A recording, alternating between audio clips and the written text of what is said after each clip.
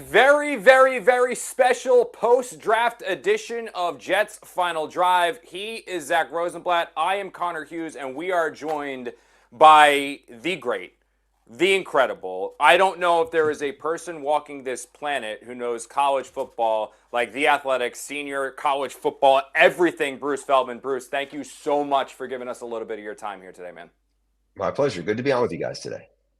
So we are going to go through a ton over the course of this episode. Obviously, we're going to have Bruce breaking down the Jets draft. And once we let Bruce go, Zack and I are going to recap this one as well. We want to thank you guys everywhere you are watching us from, whether that is Facebook, whether that is SNY.TV or X. But we push you consistently and always to YouTube because that is the place to be, because you can interact with this show throughout our live comment section. The cool thing about that is if you have something to say to me, if you have something to say to Zack, if you have a question for Bruce, who knows more about college football than literally anybody on this planet, that is not hyperbole. I'm being serious about that. You can drop it in that comment section. Our incredible producer, Sam, is monitoring that so we can kind of interact and interject with that throughout the course of this show. Bruce, there's a ton we're going to get to, man. Like I said, thank you so much for your time. But I think the place that both Zack and I want to start specifically, and it was the topic of the Jets draft that dominated the pre-draft process all the way up till there were 5 seconds left on the clock. What were they going to do, Arvell, Reese, or David Bailey? What was your take on that back and forth and ultimately what the Jets decided to do there, taking a new pass rusher in Bailey? Guys, I thought the Jets could not get this wrong with either guy. I think is going to be an elite NFL player. The difference, David Bailey's a more polished edge rusher. That's what he's been doing. He's played at an incredibly high level. He was a dominant player at Texas Tech after beginning his career at Stanford. Arvell Reese is a different kind of player. I don't want to say he was a one-year wonder, but he really broke out, in 2025. He was a really good off-ball linebacker, and he also was a really disruptive guy as a pass rusher when on third downs. But he is not as polished. I would say he probably has a little more upside of the two of them, but I think Bailey is going to be a double-digit sack guy early and often. I think he is really explosive. He's just one of these guys that when I talk to a lot of NFL coaches, D-line coaches about him, they were just like, he's super twitchy. In terms of how well he plays the run, I think he's stronger than people give him credit for. I don't know if he plays with as much power as some guys. I mean, he's not Ruben Bain. That was the third, big time edge rusher in this. Ruben Bain, obviously the question were arm length, but he plays the run at a really high level and is really powerful. But I just think what you're getting in Bailey, I would say this, last year we saw Abdul Carter go third to the Giants. I think Bailey is a better player and definitely a better pass rusher than what the Giants got last year. And I don't think this is a great draft, but at the top of it, I think there was like 3 or 4 like legit big time talents, and the Jets got one of them at number 2. So you kind of answer this a little bit. Like the biggest concern, obviously, with Bailey, like the one that comes up always is the run stopping. I know you had your draft confidential article you do every year that came out before, and you had a D-line coach who questioned his toughness a little and the run stopping side of it. So I guess why do you think he'll be okay in that regard? Or do you think that's just like overblown? Everybody's just trying to nitpick his game a little bit maybe, and that's like the thing they point to. Yeah, I think they're nitpicking his game a little, which comes with the territory, especially when you're talking about top 5, top 10 talent. But you looked at what he did at Texas Tech this year, and it felt like he took his game to another level. I mean, he is really strong. He's actually bigger than Arvell Reese at this point by a little bit. I think you can split hairs on who's the twitchier guy. I mean, one guy ran 4.46, one guy ran 4.50. Bailey is older though too, so I think that factors in. It's kind of unfortunate that I think those two guys are going to get measured against each other probably throughout their NFL careers. I think they're both going to be fantastic NFL players, and he to me is worth a top 3 pick. I really believe it. Is he, there's stuff you can nitpick on other guys. I mean, I'm not saying this is who he is, but like Nick Bonito has turned out to be a much more disruptive player than for the Broncos than people thought he was going to be coming out of Oklahoma. But again, David Bailey's a bigger guy than him. I don't know if he's has quite the bend. That's Bonito's thing, but I mean, you're talking about a super disruptive player who makes a big impact on games. And I think that's what you're getting. I think for people looking to go, oh, he's kind of like Will McDonald or something. Like Will McDonald obviously was really twitchy, but he wasn't this kind of an impact guy as what we just saw Bailey do for Texas Tech. I mean, for a program that had never been known for its defense, he had more to do with them being known for their defense than anybody. You can say Jacob Rodriguez, was in the Heisman running and everything, their linebacker the Dolphins took. But I think some of that was because David Bailey was scaring the heck out of opposing offensive coordinators and QBs. I think what I was back and forth on, Bruce, when, again, this is just, you remove the reporting aspect of it and you put yourself into if I was the general manager, what would I do? And my stance on Reese, and again, I leave the draft experting to the people that do the draft for an expert. And I joke around, like my value is that I can hopefully bring what NFL people think about these guys and relay it to the fans. I'm not going to break down the film like you would, or like Brugler would, or guys like that who do this so well. But when I put my hat on, I was like, all right, Reese or Bailey. I went the Reese route going into the draft. And the biggest reason for that was because the Jets needed playmakers on the field. And I thought, all right, this is a guy who's going to be able to play off ball, in line, blitz from the A-gap, come around the edge, drop into coverage as you develop him into a full-time edge rusher. Once the draft happened and that first round was over, and people started being a little bit more upfront and honest about how they viewed these guys now that they were willing to tip their hand because they've gone elsewhere, I've heard a lot of people now stress that they believe that Reese's future, while he has pass rush ability, is as that off-ball linebacker, that it is as a will in a defense. And one head coach that I know was considering, or they had Reese on their board, said he just couldn't justify Reese top 5 because, in his opinion, long-term, he's an off-ball linebacker who's not a Mike, who you have to scheme into pass rushing situations on third down and hope you get him against a running back or a linebacker. He didn't see him as that full-time edge. And now that he's with the Giants' plan is play him at will linebacker next to Tremaine Edmonds, who's going to be their Mike. Is that how you as well view him, big picture, Reese? Or are you kind of in how some other teams feel him, like the Jets did had they gone Reese? Like, no, this dude can be a real impact full-time edge. If it was me, I would have taken Arvell Reese over Bailey. I think he's as close to Micah Parsons as you probably are going to get. I mean, he is that explosive and disruptive. He's also still really young in terms of like his physical development.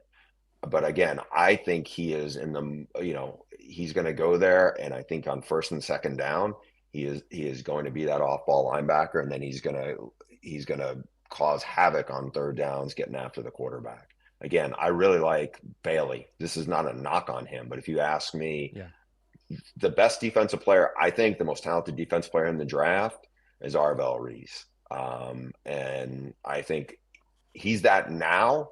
I think the fact that if they were the same age, it probably gives me a little more conviction that he's even younger and he was doing what he did last year. I know some people will go, oh, he only had this many sacks. It's like he's used in a very different way in that defense. And I think he came on really fast. And you talk to coaches. I remember the first time I really heard somebody in the Big Ten, it was like early September, and they watched him after a couple of games and were like, this guy's more impactful than Downs is. He is a problem for you because there's so much of the stuff you have to worry about, and the violence that he plays with in terms of the knockback and the different things. Sonny Styles, who also went really high in the draft and is a freak athlete. This guy plays with a different kind of demeanor, and that's why I would have gone with him. But again, the Jets are drafting with a different set of things, and obviously the Giants were too. And the Giants still have Brian Burns, they still have Thibodeau, obviously they have Abdul Carter. I mean, if they cannot get a ton of sacks next year, something went horribly wrong with them. Yeah. You kind of are saying what I was throughout the process. What you're kind of alluding to is that like they kind of couldn't have gone wrong, I feel like, with those two guys. And I think because of the debate, it became something of everybody was kind of trying to pull negative things about these guys. But like both are going to be longtime NFL players. I want to hit Kenyon Sadiq next. Like I think you had him at 11 in your freaks list before the season. I'm curious what you made of his season at Oregon. Because he's such a unique player, freak athlete. he didn't really become like a full-time guy for them until that last year. And he was pretty productive, not like as like dominant as maybe you would expect when you look at his measurables and all that stuff. But I'm curious what you made of his season at Oregon and him as like a NFL prospect. Yeah, he broke out at the end of the 2024 season. He had, I think, 2 touchdowns against Penn State in the Big Ten Yeah. title game. And he's a guy who, as you said, he was a freaks list guy. He is a super explosive athlete that all showed up at the combine. I would say it this way, and they're similar sizes of what I'm about to say. He is probably a more dynamic athlete and a more explosive athlete than Brock Bowers. He's not as good a football player, right? Like Brock Bowers to me was a guy who was lighting up top defenses in the SEC from the time he was a freshman, at Georgia. And he was really good with the ball in his hands. I don't know how natural of a pass catcher Sadiq is. What Sadiq does do well, and I'm curious how the Jets use him, because it was almost like he's an H-back in terms of how he's able to move and attack people when he's a blocker. He's really willing blocker. He's obviously not huge by NFL tight end standards, but I think he's a matchup problem because he is such an explosive athlete. And I think based off of the potential of what you get from him, I think it's not a stretch to see why he'd be a top 20 pick, because there's a lot of times where they didn't get him the ball when he was wide open, and I think some of that is he is a matchup problem, especially in college football, but I think he'll be a matchup problem in the NFL as well. It's just, how do they use him, right? He is, I think, going to be the other tight end. Obviously, they used a high pick for Mason Taylor. They're different kinds of tight ends. I think this is a good situation for him to go into, and I think he can be a big play guy for them. I'm excited to watch what he does, just because, again, it's not fair to compare him to Brock Bowers, but I think that if you have 2 tight ends and he's not the traditional tight end in line, he can do some of that, but that's not where I think he's going to make his money. He's going to be a big play weapon, and I think the Jets obviously need more of that. Is there a thing there, Bruce, where he just needs to, I guess if you're looking at this from Sadiq's perspective, or from the Jets' perspective on Sadiq, would you try to develop him and make him into a traditional, I know he's not the biggest at 6'3", but would you try to make him that traditional inline tight end, or do you think, look, this is a guy where you had him ranked as your athletic freak? Would you view him more as, no, this is a guy where you just have to line him up everywhere and just cause the defense headaches, where some plays he's going to be split wide as an outside receiver. Sometimes he's in the slot, inline tight end, H-back, maybe even in the backfield. Just move him all over and give defensive headaches. Don't try to make him one thing. Yeah, I would absolutely do that. Because that's where his superpower is. I would not try to pretend he's a 6'6", 65-pound tight end. He's not. Yeah. He's a willing blocker and he's physically strong, but I just don't think you don't need him to do that. I think you play into his strengths, and I think they got to get creative in how they move him around, because, again, he's also not like Vandy's tight end, Eli Stowers, another freak athlete, maybe not quite as fast, but also pretty special athlete, is more like that jumbo receiver. I think Sadiq is a better blocker and has more physicality to him, but I also don't think, try not to make him something he's probably not, and try to lean into what he is that almost nobody is, which he's faster than a lot of receivers are. He's faster than most receivers, to be honest. We're watching all these clips here now as we're running them across the screen of these highlights here, Bruce, of him making catches. And the guy who's throwing him the vast majority of those balls is a quarterback that I think Jet fans for a while assumed was going to be their quarterback in their selection at number 2, and that's Dante Moore. Were you surprised that he went back to school at all? And what do you think he is big picture-wise now next year when presumably he does come out? Yeah, I wasn't surprised, just because early in the season – I ended up in a conversation with somebody who works with him, who reps him, and we got to talking about him, and he was like, they saw, being the family, that they're not in a big hurry to rush out, that they saw the Jaden Daniels path. Now, he's not like Jaden Daniels in terms of he's not the runner Jaden Daniels is. He can move a little, not like that. But play the long game development, because remember, in the case of Dante Moore, He started a few games at UCLA as a true freshman, had threw some pick sixes, was really up and down. Didn't have a ton of talent around him. And then he transferred to Oregon to learn behind Dylan Gabriel and learn the system, and played very well. I mean, it wasn't a great year, but he played really well. And I think they know, hey, 1 year as a starter is not in your best interest to jump out into the NFL draft. He's certainly being like, this isn't 2011, by the way. Now, NFL, now college players, especially college quarterbacks at big programs, they're making seven figures, so the NFL money is going to be there and the NFL opportunity, but like, why not put your best foot forward?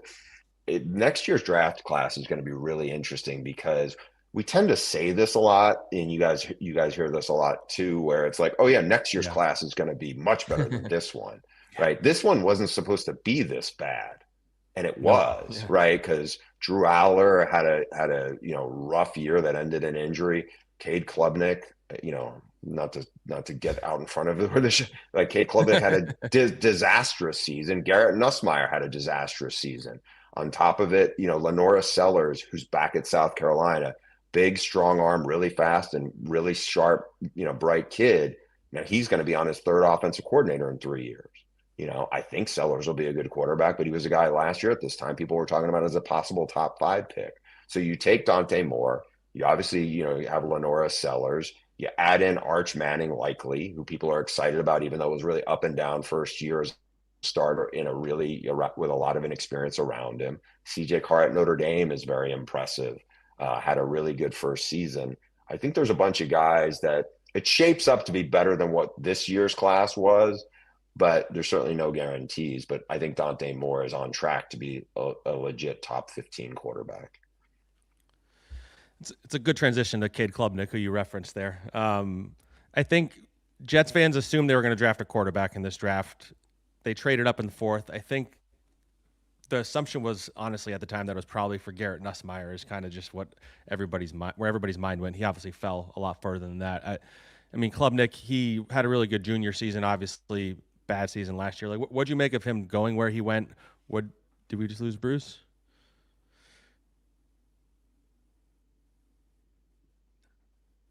Yeah, sorry. But I mean, we're going to talk to him about Cade Klubnik in a second. We did our mini podcast after that pick, but I don't know. What do you got, Connor? Well, we can talk about Cade a little bit while we wait for Bruce to loop back in here, Zach, because I think that's the most fascinating one to me, and it's the reason for it is you can draw so many parallels to other things that the Jets look to do, and there was not too long ago when they had another mid-round pick and they already had the quarterback that they kind of sort of believed in a bit in Sam Darnold. They made a decision to go out there and they drafted James Morgan. And their thought process with James was that this is a guy who is going to be unbelievable in the quarterback room. This is somebody who is going to be able to get up there on the whiteboard and break down the defensive tendencies and also analyze maybe little nuances and tells that his own offense was going to have that the defense could pick up on that he was seeing. I mean, that's the stuff that Klubnik brings to the field. And there are limitations. And I know that, again, I've stressed this before. I'm not your quarterbacking guru. I'm not your X's and O's guy. But the people that you know around the league you're able to talk to. And they said when it comes to Klubnik, he just doesn't have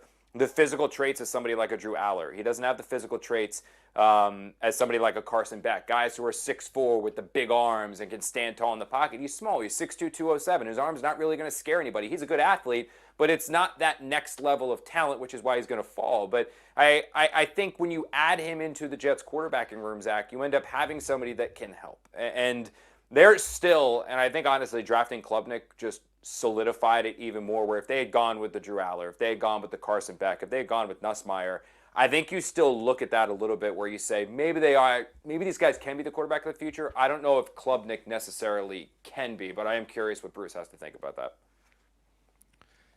Yeah, Bruce, I think Cade Klubnik cut our feed right before you're about to give us your opinion about him. I think so. I think, by the way, Zach, I think you have a future in an IT guy if things go wrong in this job, because your solution helped, and I'm back. So, I did hear what Connor said. I agree with it. The challenges with him, I think, was last year, 3-year starter. He did not play like a 3-year starter. He played like a first-year starter and made a lot of bad decisions. And, to me, that was the most concerning. He did not play it like all the things of, he was a counselor at the Elite 11, which is like the big high school quarterback competition every year that's out in Southern California. And usually they have college guys come back and they're around. And Klubnik carried himself like a guy that you would see in an NFL quarterback room. The part that, again, I don't know where they had to take him, and I don't know if you ever look and go, okay, is he going to be able to be a starter in the league? I mean, I could see him fitting in a quarterback room. I just don't know if you ever see anything there when he gets his chance. I mean, it was just last year was just so bad at Clemson. If you go off the 24 tape at the end of last year, he got him. They won the ACC title. He actually played pretty well, I thought, when they played Texas in the playoff. Made some plays with his legs. What I'm about to say is kind of like felt like was more of a thing than it has been in the past. Which was the 24 tape was a lot better than the 25 tape. It wasn't just Klubnik. There was a handful of guys like that. Keldrick Falk from Auburn, who went in the first round, fit in that category. But Klubnik, the 25 tape was just so bad that I think it gave people a lot of pause about him. But people, everybody likes the character, likes the guy.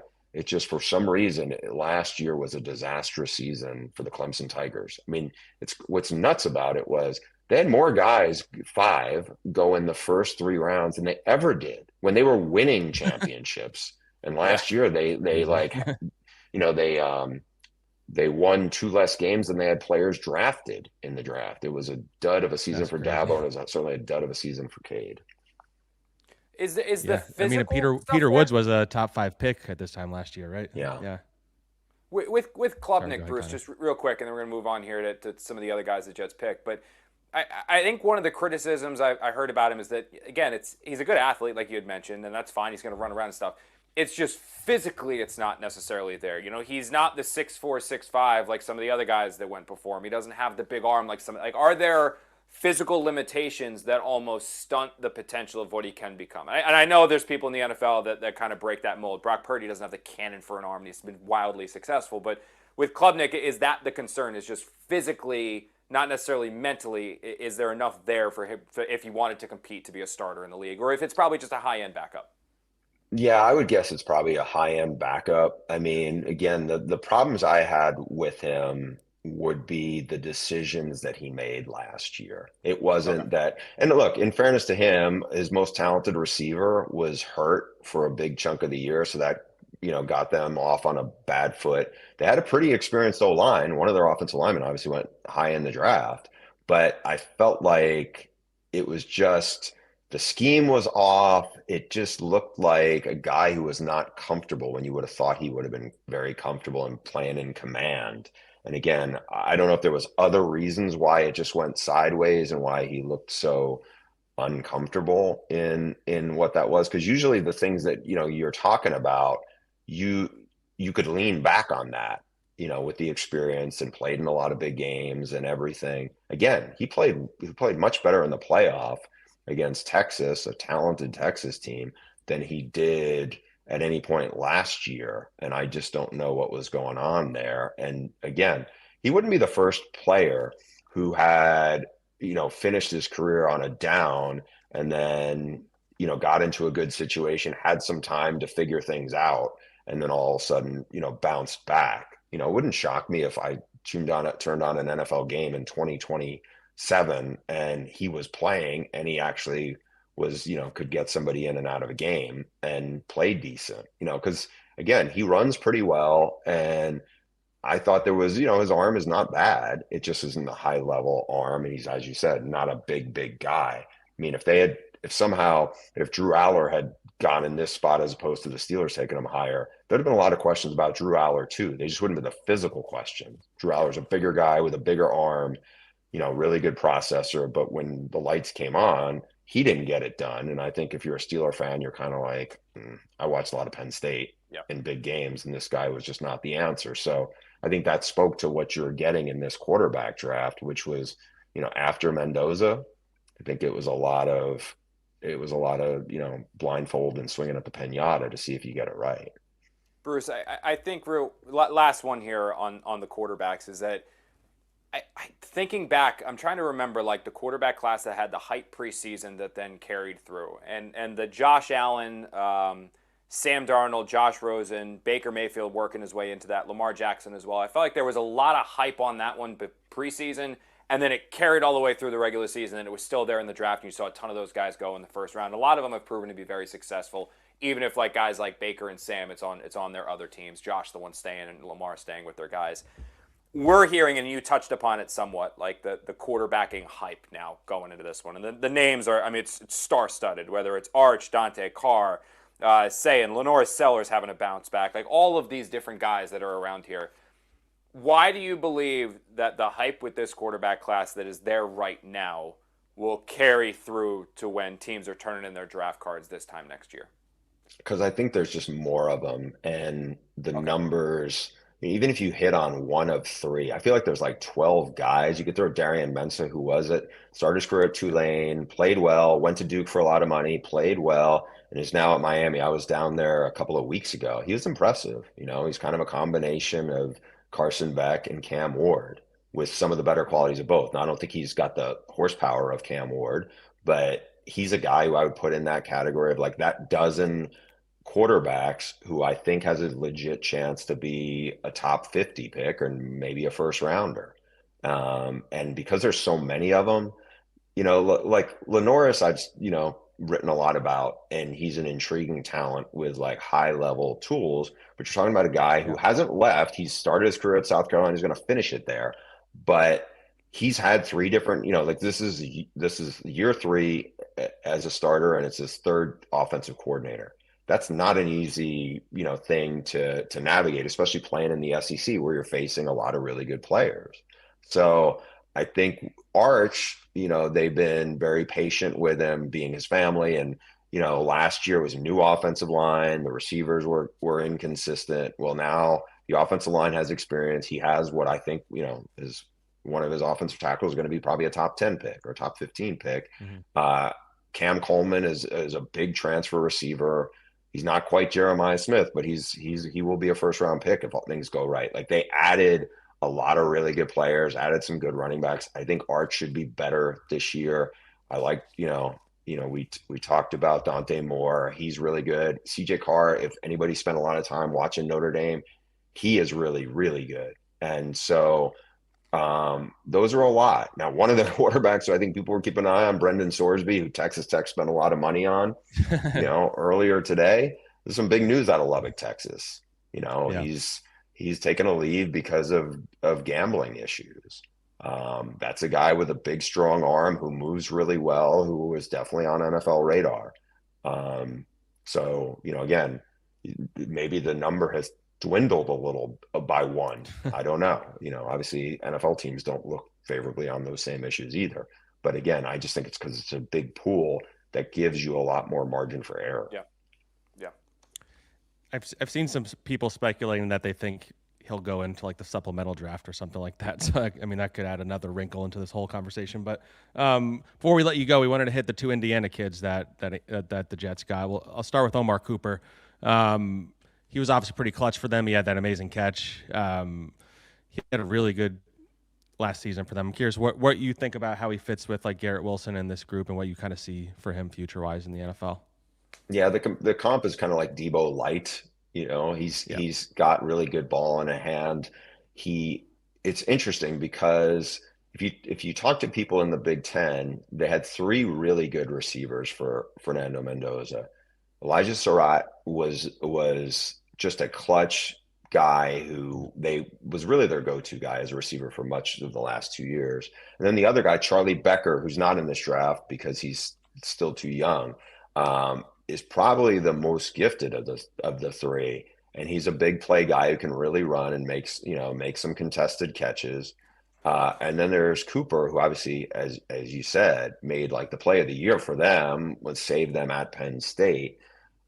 Really good player. I think he's, I mean, he went around where I thought he would go. I don't think, there's a lot of really good receivers in this draft. I'm not sure if there's any elite one. Like there's no Jeremiah Smith in this draft, but I think he's a really good player. I'm curious to see if he can take his game to the next level at, in the NFL with the Jets, because could he ever be a number one receiver? And you're thinking, well, we went late in the first round. You would hope that's the case. I think he's going to be a good receiver in a good receiving room. I don't know if he's can be the number one guy, but I do think there's a lot of stuff you can do with him because he is a dynamic athlete and he's tough to bring down. As I'm looking in the background, I'm seeing that he's being tough to bring down. He's strong, and I think a lot of that athleticism, has a basketball background. I think that shows up, and I think that was a pretty good pick. Speaking of toughness and tenacity, it was Aaron Glenn drafting Aaron Glenn there with D'Angelo Pons. What was your just kind of quick assessment of him? And the word on him, man, is you look at the ability in zone, the ability to man, the ability to press, his ball skills. The only reason this guy wasn't a top 15, top 20 pick is because he's 5'8", 5'9". So do you fall into that same belief that if he was a little bit taller, he would have been that high of a selection? And can he still be a successful NFL player at the height and weight that he's currently listed?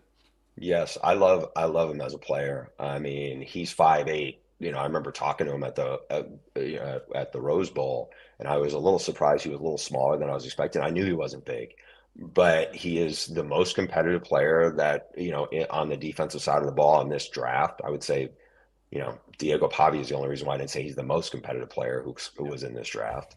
But he is, every day at practice when he was in high school, he went up against Jeremiah Smith, who is by far the best receiver in college football and a lot bigger than him. And he held his own, and you'd see him. I mean, he was like the defensive MVP in 2 bowl games. He's physical. He's really smart. I think they used him well.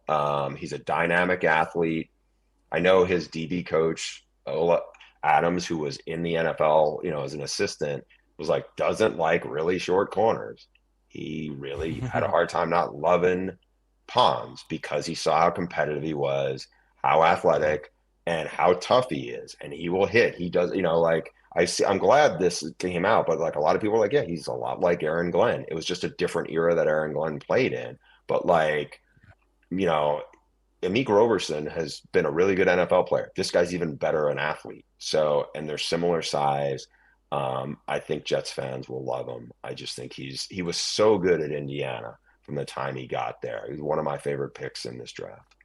Real quick follow just on that, Bruce. This is one that throws me, is that you've mentioned a couple times Jeremiah Smith. I think it was Smith and Ryan Williams going into last season. We're oh my God, these two dudes are the star. What happened to Williams? Why did he have that fallback this year where it just wasn't what I think a lot of people expected from him? I think his confidence got down a little bit with he had some drops, and I think it just kind of fed it into itself. It was a little bit Steve Sachs, and I'm remembering, some of the other baseball players who sometimes get the yips. He uses to go cross sport with golf. And I think that was a little bit in his head. I went down to Tuscaloosa, spent a bunch of time with Ryan Williams before the season. Really impressive kid, big personality, very engaging. But I think some of that, I don't want to say he spent too much time in his own head, but I think it just got off to a bad start, and it kind of snowballed for him. He's young. He graduated high school a year early, so his freshman year at Alabama was really his senior year of high school. And I think some of the immaturity kind of, he's still managing it, right? And I think that came back to bite him last year. And you hope for his sake, because he's a really good kid, that he can kind of regain his mojo. They said he did this spring, but we won't really know until the fall. Well, Bruce, thank you so much for coming on and talking a little Jets with us. I know it was happened to be a really busy day for you because that news dropped an hour before you were coming on with us. But you can catch all of Bruce's stuff at The Athletic. He does an amazing job. I'm sure he's going to have some great coverage about the Sorsby situation. But thanks again, man, for giving us some time. My pleasure. Thanks, guys. No problem. That's the cool thing about this gig, Zach, is being able I say this all the time when it comes to the NFL draft, and you probably feel the same way, so I don't think this is regurgitating too much craziness. But when I first started in this field, like early, like 2016, 2017, my first couple years covering the Jets. It was like I'd cover the whole season. The season would end. I'd get through free agency, and then I'd be like, all right, I'm going to go watch the film, and now I'm going to break down the college players, and I'm going to get my big board. And at some point, I realized, like, you have people like Bruce. You have people like Brugler. You have people like Connor Rogers who have basically been watching these kids since they were freshmen, sophomore, and juniors all the way through when they eventually come in. And then all throughout the season analyzing. There's no way within a month you can cram enough to understand even a percentage of what these guys do. So it's always great to have them in to provide the insight. And Bruce is one of the best of the best of the best. And it was awesome having him on. Yeah, I mean, he's just got great insight. He talks to everybody in college football. He has sources in the NFL, as you heard. Like, I mean, you were able to throw Ryan Williams at him out of the blue, and he just had a ready-made story that he just spoke to him recently. Yeah. Like, you don't really get that kind of. I've been following Bruce for many, many years. When I covered college football, he was always really nice to me. He just does an amazing job. So he gave us great insight about all these guys, and I think. I would say fans should walk away from what he was talking to us about, like feeling better about David Bailey and Kenyon Sadiq in particular, I would say. And even Klubnik, he kind of like made the case for like, there's an outcome where he's like a solid spot starter in the NFL. And maybe that's his ceiling, but like, I think that's a possibility at the very least. And so that was great insight. And I know he told me he loved Pons. We talked before. I knew that was one of his favorite picks. If you talk to almost anybody, it seems like that's their favorite pick. It's almost to the point where I'm like, why didn't anybody else draft the kid? Because it seems like everybody absolutely loves D'Angelo Pons, but it's because of his height. And there are just some teams that have like the measurable thing. And if like you don't meet the measurables, then like you're off the board or you're not going to be considered unless you're at a certain draft spot. And Muji, I think, is generally a very big measurables guy. So I think that tells you what they think of D'Angelo Pons, that they still drafted him. All right, let's bring this thing all around, Zach, and talk a little Jets draft. We'll say this. We appreciate you guys anywhere you are watching us from. Facebook, SNY, YouTube is the place to be. That's what we repeat over and over and over again. So if you are watching us on SNY.TV or on X or on Facebook or wherever you're finding us, log on over there to YouTube, subscribe to SNY's YouTube channel, get access to our complete catalog of digital content, but also you can hop in on that link there and talk to us on that comment section. Sam Candell is managing that comment section for us right now. She's looking at everything. She's getting your comments together. So if you have any questions for Zach or you have questions for me, we'll address them before this show is over. I think she sends them over to you, Zach, because I don't have the ability to read and talk at the same time. It's a complete total disaster. So Sam sends them to Zach. Zach monitors the questions, and we'll get them all the way through. We did talk a little bit about this already, Zach, where we did the JFD short, which is also available on SNY's YouTube channel, which is why I keep pushing you guys over there. Zach and I were together at the Jets facility and did a little 15-minute recap of the draft. We can go a little bit more extensive here for the next 15, 20 minutes or so. Recapping real quick, their selections, top to bottom. Round 1, pick number 2, David Bailey. Round 1, pick number 16, Kenyon Sadiq. Round 1, number 30, Omar Cooper. Round 2, number 50, D'Angelo Pons. Round 4, number 103. By the way, real quick, the comment section on that recap video, Zach, I don't know if you read it. I hope you didn't, because there were more people talking about somebody called me really short. I didn't appreciate that. Oh, I'm glad you brought that one up and not the person who called you buff. Did you see that guy? Oh, or did you just... Yeah, I'm sure you saw that one. I'm sure that comment. If you take your camera, your bougie new camera now, and slide it a little bit left, that comment is framed on the wall just over your left shoulder. I know that. I saw that one. I appreciate any comments about my muscles. I'll take any of them at any time. Dude, I was getting ripped because I kept saying D'Angelo Pond, not Pons. I know. Guys, I know. We are on day 3 of the NFL draft. I'm doing both the Jets and the Giants. That was like video number 47 that I'd done over the last 3 days. Left hand up. I should have said Pons. I apologize for it, but just cut me a little bit of slack, please. Like, I am sorry. I messed up. I said Pond, not Pons. Give me a little slack. I had information on the guy that you guys probably didn't have elsewhere from talking to people. But yes, I'm sorry. When I was covering, I don't even know how many players the Giants picked as well, but those guys in the Jets, I had a little slip up of the tongue, so I'm sorry for that. Next one, round 4, number 103 was Daryl Jackson. Round 4, number 110, Cade Klubnik. Round 6, number 188, Inez Cooper. And then round 7, capping it all, number 228 was safety V.J. Payne. Zach, we talked about this a lot in that video. And again, guys, go over there and watch it. You'll enjoy it. I think you will. It was our immediate reactions and a couple mispronunciations of names as well, clearly, along with Zach looking buff. I can't genuinely pick any real holes in anything that the Jets did.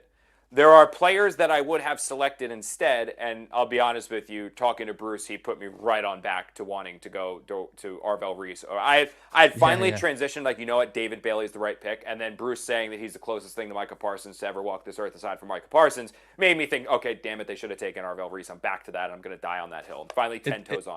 It's funny because when he started off, the way he was talking about Bailey, I'm like, oh, so he would have taken Bailey, and then you asked him directly, he was like, oh, no, I would have taken Reese. Oh, he's like, oh, hell no. Yeah, no, Reese was the pick. Reese was the pick. Aside from, but again, it's like pick your poison. It's choose your adventure. What's your favorite color? Like it's what flavor do you want? You're still getting ice cream. Like, just what flavor do you prefer? The Jets preferred Bailey. So yeah, I want Reese, but I can't fault them for taking Bailey. Yeah, they wanted this guy. I can't fault them for doing that. For the first time in a long time, I can't poke a hole in anything. And it's not always been the case there, because there were times when the Jets drafted Will McDonald, and I stood up there, and there's clips of me on SNY saying I would have taken Jackson Smith-Njigba. I would have done that. Or Zay Flowers. I would have taken the receiver. I wouldn't have taken that. There are so many other times where I've disagreed with what the Jets did. There's nothing that Darren Muji did here that I disagree with. Honestly, I don't. Or I shouldn't say disagree strongly enough where I would take a stance opposite him. Yeah. Would I have gone Reese? Yeah. When he went Bailey, I was like, okay, that's fine. I'm fine with that too.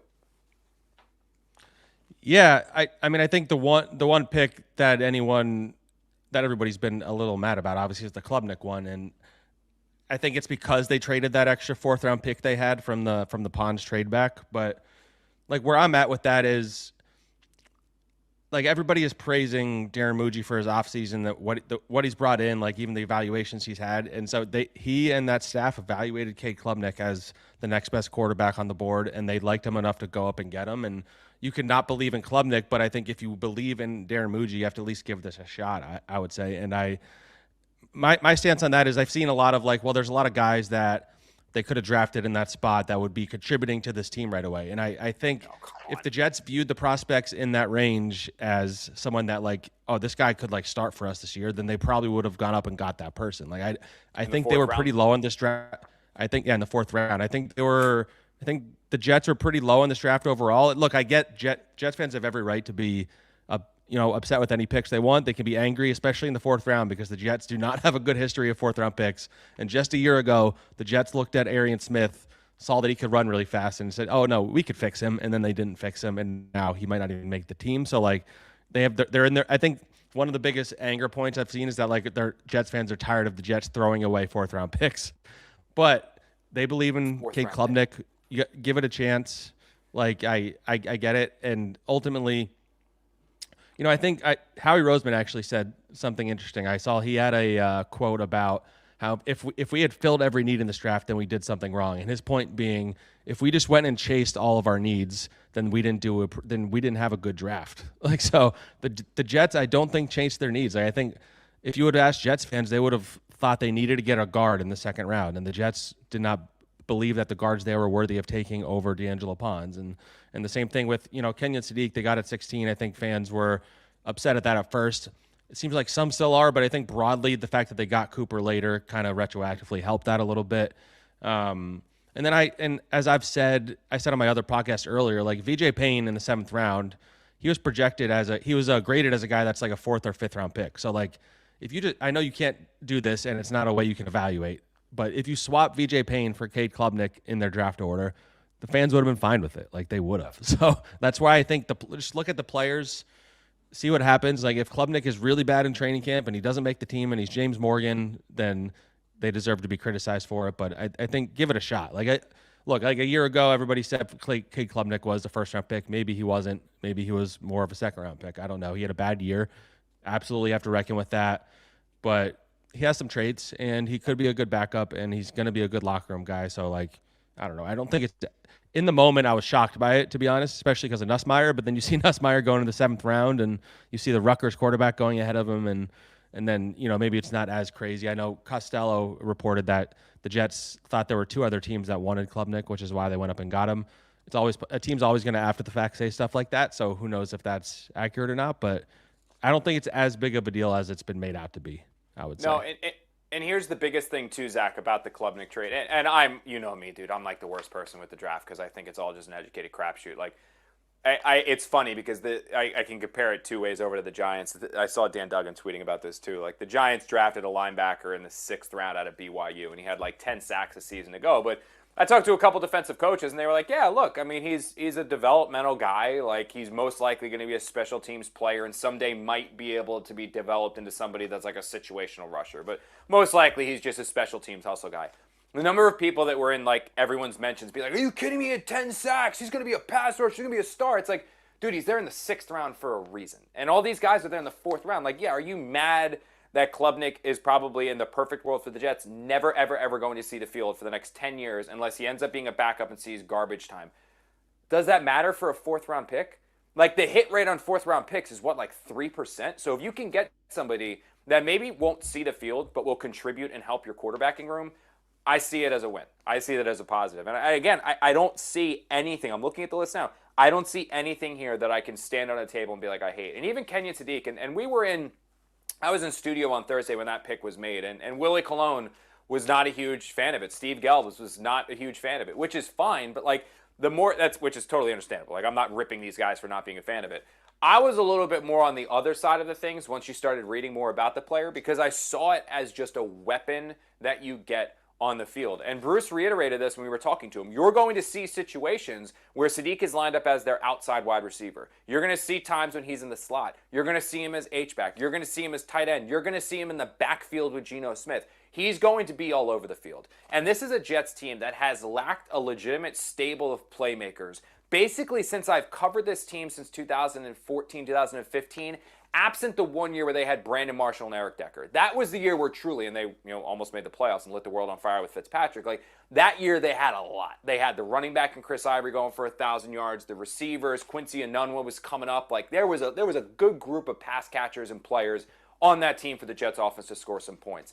Now what they're trying to do, and you can see it, they know they're getting their quarterback in 2027. They are trying to create an environment where they get that guy and they throw him into the lineup. He is surrounded by people that are going to make his job easier. And when that quarterback comes into play, Zach, you are going to have him behind an offensive line that looks pretty good. Is it perfect? No. Are there a couple warts? Absolutely. But that line looks pretty damn good compared to how it's looked over the last 10 years or so. When he drops back to pass, he's going to be able to look left at Garrett Wilson, have A.D. Mitchell streaking down the sideline. Omar Cooper is going to be in the slot. Mason Taylor and Kenyon Sadiq, a backfield with Braylon Allen and Breece Hall rotating in and out. There's so much to like about the offensive situation that the Jets are creating that when they get that quarterback, you can see it's a situation where that guy can be developed, that guy can progress, that guy can reach his potential, and hopefully, eventually, he can thrive. They're getting everything else, then the quarterback, not how they've done it in the past where it's the quarterback and everything else, and this draft exemplified that,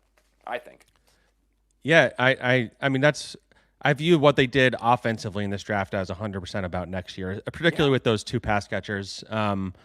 And like the benefit you have here is Sadiq, who is a pretty raw player, he gets a full year to play for this Jets team that's going to be giving these young guys a chance to play, you would think. Like, I mean, it would be the most Jets thing ever to not give Sadiq the reps because that's what all the offensive coordinators have done over the years. You have the young kid and you wait until halfway through the season to give him the ball. But like he has a year to develop and then you have a year to figure out how to use him. And then a year from now, let's go under the assumption the staff is back, which, we don't know for sure, but let's go under the assumption they are. Like Frank Reich, he has Omar Cooper, he has Garrett Wilson, he has A.D. Mitchell, he has Kenyon Sadiq. He's going to be able to shuffle them around, figure out where they work best.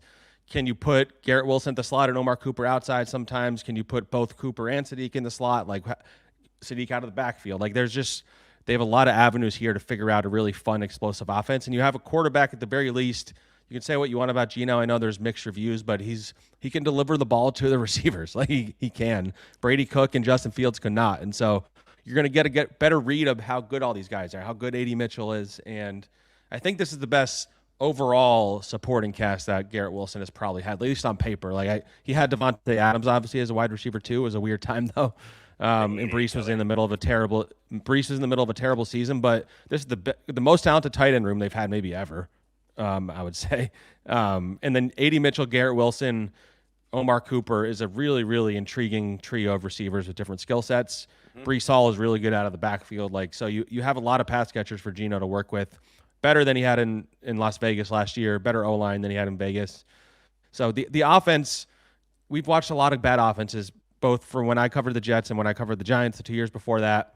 Like, this has the ability to be maybe their 16th best offense, but that's like so much better than we've ever covered here. So like I do think that's the ceiling of the offense. Like the defense, I think the ceiling is probably like lower overall. Like the offense could be higher than 16th. I don't think the defense could be higher than middle of the road, I would say. Yeah, defense still needs work. I think that the defense is still going to be an issue. I don't like the secondary. I be honest, I don't love the linebackers. There's some questions that I still have on the defensive line as a whole, like the pass rush situation, but the interior defensive line I don't love. There's a lot of issues on the defensive side, but offensively, which is ultimately the focus now with the quarterbacks coming, I like it a lot. And the other thing I think too about Zach, is that Jets have that Colts first-round pick next year. They got the Cowboys first-round pick next year. Cowboys. They have their own first-round pick next year. They have their second-round picks. There's a chance that if, say, Dak Prescott goes down or things just bottom out for the Cowboys, which you can never rule out because that seems to happen once every few years, the Jets say they only win 5 or 6 games next year. I mean, they could very well be in a position where this offense is adding not only a quarterback, but Jeremiah Smith. Like there could be that world. Yeah. Because, again, when you have, like Bruce was telling us, 12 quarterbacks that could be potentially going top 50 or even in the first round, like there's that much quarterbacking talent, teams love that because quarterbacks are always graded differently. Quarterbacks are always pushed to the top. And when quarterbacks are pushed to the top, really, really, really, really, really good football players are pushed down. And that's where you see Jalen Carter falling all the way to the Philadelphia Eagles. That's where you see guys like Garrett Wilson to the Jets, like where guys fall down because the quarterbacks are drafted higher. And I think that's going to be a really, really fascinating and fun thing to watch next year for the Jets. All right, Zach, we're going to do a quick I push everybody to SMY's YouTube channel because Zach and I did a recap of the draft going through different picks and things of that nature right after the draft concluded. I want to do a quick NFL draft review, though, with you. Just a quick bullet points here, couple quick questions. I'll give my pick, you give your pick, just on a little rapid-fire stuff. And you can justify it, too, so it's not that rapid-fire. All right, we'll start with this one. Who is your favorite draft pick that the Jets made this year? For me, it's easily D'Angelo Pons. I just think this kid, like we've talked about, if he was 5'10", he would have been a first-round pick. Mm-hmm. And I think he's going to be a DJ Reed caliber corner like pretty quickly. Like I think there's a scenario where at the end of the season we're saying D'Angelo Pons is the Jets' best cornerback, and you get that in a second-round pick. Like I just absolutely love that pick, and beyond the like sentimental fun part of him playing for Aaron Glenn, and that's who he's most often compared to. Like I just think he has it all, and if you look at his scouting reports, like the only negative that really comes up is his size, and so that's going to be something you have to confront. But he has the athleticism and toughness to overcome it, I think. I'm Sadiq, man.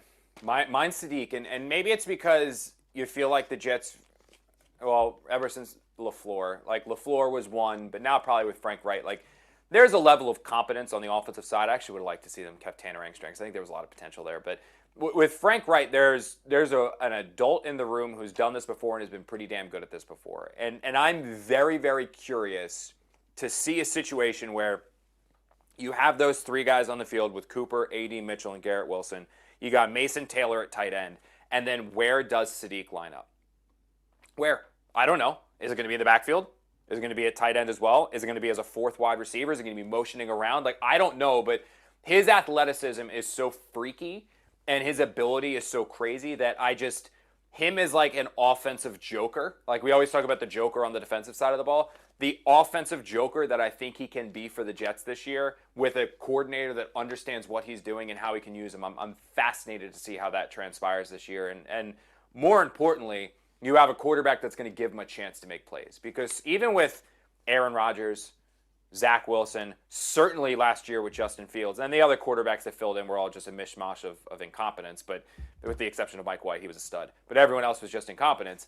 I think that you now have a quarterback in Geno that not only has the ability, but there's also that person on his shoulder that just kind of says, F it.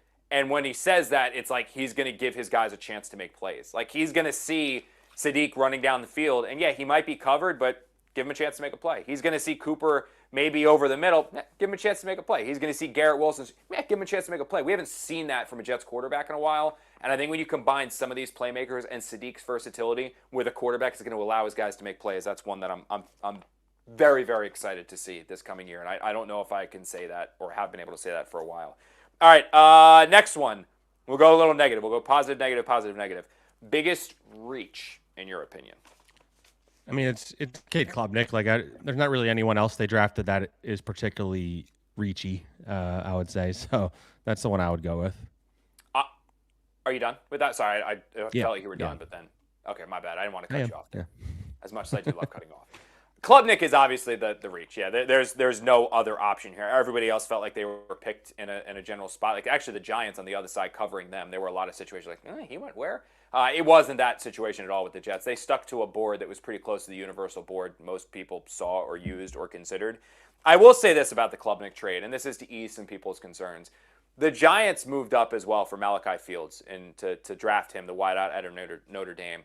And they gave up, among the things that they gave up, a 2027 fourth-round pick. And that, to me, was one that immediately was like, yeah, you're shaking your head. I mean, that's the question mark. But, like, the big asterisk there, because every single team and coach and executive and scout and general manager and anybody who even has a cup of coffee in a room of a team who's tied to player personnel covets those 2027 picks like their firstborn, dude. Like, they are just absolutely in love with those picks, and they don't want to give them up. And to see the Giants in a draft where we all know that the college players in here are not particularly good, it's not particularly deep, it really wasn't that great after the first 15 or 16 selections, and to give up a 2027 fourth to go up and get this receiver, that surprised me. But then you can flip it to compare it to what the Jets did. Yeah, they moved up for Klubnik, but they moved up in a draft that is not particularly good, still kept all their 2027 picks, are still going to get compensatory selections as well to go up and get a quarterback that they like. So I even though it was a reach, I don't think it was a bad one, and I don't think it's one that people should get too excited over. How about this one? Your surprise selection, the one that you didn't necessarily see coming that then did. I'll say I have a question from our group text from producer Sam. She said, "Connor, do you know what rapid fire means?" Oh no, my bad, Sam. I'm sorry. We'll fly through. To troll you for that. Yeah, my bad. But I got dad brain right now, Sam. So my wife's due May 7th. Like we're right about it, dude. Like, we had to have the conversation of I do the Jets pre and post draft show. We had to have a conversation with my wife, like, what if she goes into labor, like, when I'm on air? Like, do I pull, like, a Robert Griffin and, like, run off? Like, what do we do? Like, so you finished the pod. The way we've been baby prepping this week, my brain is full mush. Like, I am sorry, Sam. But, yeah, rapid fire, Zach, your biggest surprise. I'll say I was most surprised when I heard Kenyon Sadiq's name, honestly. Yeah. Klubnik I was surprised by, but in the first round, I thought about the idea of them picking the tight end, but then when they did it, I was like, oh, okay, they did that. And then it made more sense once they got Cooper, too. Mine was Sadiq as well, only because of how Aaron Glenn talked so glowingly about Mason Taylor that I was like, oh, there's no way they're going to take a tight end. They absolutely love this guy, and then they take a tight end. But when you really dive into it, it makes some sense because I wouldn't classify him as tight end. It'd be like in college football, you list somebody as an athlete or somebody as a weapon. Like, I think that's what they're going to use Sadiq as. All right, so this one is a very pointed one. David Bailey, Arvell, Reese. If you were general manager of the New York Jets, would have gone blank. Zach, knowing what you know now from talking to the people you've talked to, reading what you've read, listening to Bruce, who would you have selected, Arvell, Reese, or David Bailey? Like, I ultimately don't think it's as big of a deal that they picked Bailey as I did, like, beforehand, but I would have gone Arvell, Reese still. Like, I just think he's such a unique player. He's young. The ceiling is significant. You could have played him at inside linebacker this year next to Demario Davis, and you feel a little better about that linebacker room. Then you could have circled back and got an edge rusher with one of your other picks. Like, I ultimately would have gone Reese, but I still like the way this draft played out with Bailey as a number one pick. I am with you as well. I would have gone with Arvell, Reese. I've been flip-flop, wishy-washy on this one, but after hearing Bruce, now I'm back over to Reese. I'm probably going to change again within a week or so, but yeah, I'm back with Reese as well. That's going to do it for this episode, dude. We're done. We did it. We made it. Anything you want to add before we wrap this up? No, that was I would say that the main thing that came out of Muji's press conference about the future is the Breece Hall contract thing. I don't get the sense it's going to happen anytime soon, so I don't think we need to worry about doing like an emergency pod or anything coming up. But I've been of the mind, and I'll just say this real quick. Like I've been less certain that a contract agreement will come, and I still feel that way now. So that's where I'm at. I was more certain, and now I'm less certain. So I was more on the thing of like the Jets are going to get something done with Breece. We probably should have talked more about that. I completely forgot about that. Like I said, Dad. It's all right. We'll come back with another pod soon. Yeah, I'm already theoretically, yeah, potentially, or this will be the last one. From the hospital. That's our From the plan, hospital. dude. We could do one next week. We could not do one next week. I have no idea. We're gonna see this one. We are flying by the seat of our pants here. With we're seeing if baby boy Hughes is gonna be here or not. We should take bets on that one. I said there's like some rumblings about what may or may not happen with the Giants out there right now. Like I jokingly said to my editor Amara, I was like, you want to know what's gonna happen? 47 seconds before my wife's water breaks. That's when news is going to come out of the Giants and when stuff happens. Yeah. That's when that stuff will happen. Is right when my wife goes into labor. All right, so that's going to do it for this episode of JFD. A huge thank you to Bruce Feldman for joining us because that was awesome. The Athletics do it all college football guy. Incredible insight, Zach. Thank you for setting that one up, man. That was freaking awesome. Zach, thank you for joining us as well, and thank you to also our incredible production team because without them we would be nothing. That is Sam Candell and Jeff Goldman and Corey Palmer, who are absolutely awesome and make this show possible. Real quick, we appreciate you guys everywhere you're watching us from, whether that is Facebook, whether that is SNY.TV, whether that is X, but the place to be is YouTube. So if you're watching on any of those platforms right now, open up your phone, go over to your computer, wherever you want to go, www.youtube.com, search for SNY in that bar, and subscribe to SNY's YouTube channel, because not only do you get access to this episode and every single episode of JFD, you get Jets mailbag, you get Jets pre- and post-draft show, you get Jets pre- and game, post-game, you get Mets content, the putback with Ian Begley. Are the Knicks back? Probably not. They make me very, very sad, and I don't think they're going to win, which makes me even more sad. Mets, Yankees, all of that stuff. Mets also making me very sad. I'm really sad at the moment. I need this baby to come to cheer me up. So that is... make sure you subscribe to SNY's YouTube channel because there's a bunch of content there that you guys are going to want to watch that will hopefully make you happier than what those teams are currently making me. The plan right now is to come your way next week with another episode of JFD. That could potentially change if my wife goes into labor. We will see. For Zack Rosenblatt, that production team that I just named, who are incredible, I am Connor Hughes. Thank you guys so much for joining this episode of JFD, and we will see you soon.